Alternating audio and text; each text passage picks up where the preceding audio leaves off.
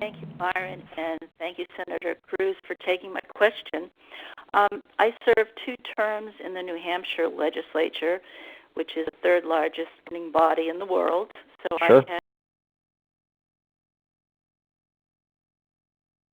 to uphold the New Hampshire Constitution as well as the U.S. Constitution. Right. Perhaps you didn't know that the New Hampshire Constitution was written before the United States Constitution, and it states that it may be required that you may have to give up individual freedoms for safety reasons only. So my question is, as a sitting senator from Texas, would you support Senator Cotton's bill, which would postpone the implementation of the USA Freedom Act from December 1st, 2015 to January 2017, and why or why not? Well, Doreen, thank you for that question, and thank you for serving in the legislature in New Hampshire. I've got to know a great many men and women in New Hampshire, and the support we're seeing there is tremendous. Your question whether I support Senator Cotton's legislation, the answer is no. Senator Cotton is a friend and someone I think highly of, but I was one of the original co-sponsors of the USA Freedom Act, and the reason is simple. What that legislation did, I joined with Mike Lee, my very close friend and a strong, principled constitutional conservative, in drafting the USA Freedom Act. And the USA Freedom Act did 2 important things. One, it ended the federal government's bulk collection of phone metadata on law-abiding citizens. It ended the federal government collecting your phone metadata and my phone metadata. I believe in the Constitution. I've spent my whole life fighting to defend the Bill of Rights and the Constitution, and the federal government has no right to be seizing, collecting, and holding the phone metadata of hundreds of millions of law-abiding citizens.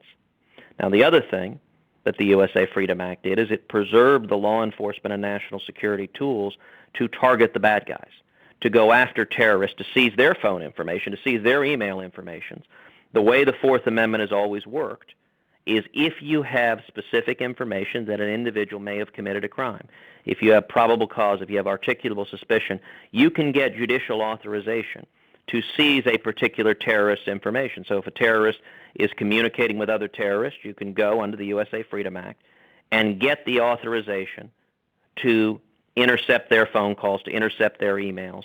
I believe it is possible for the federal government to do 2 things at once: to protect the constitutional rights and privacy of law-abiding citizens, and at the same time to target the bad guys and go after terrorists.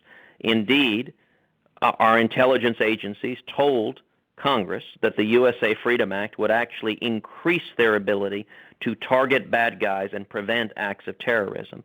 And so I think it is a mistake, and I think there is very little chance that Congress is going to do this, but I think it would be a mistake to put the federal government back in the position of seizing the phone metadata of hundreds of millions of law-abiding citizens.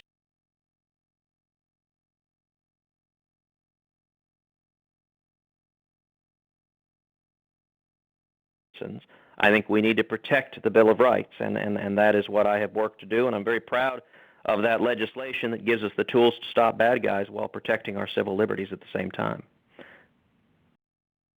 Thank you very much, Senator Cruz. We appreciate that.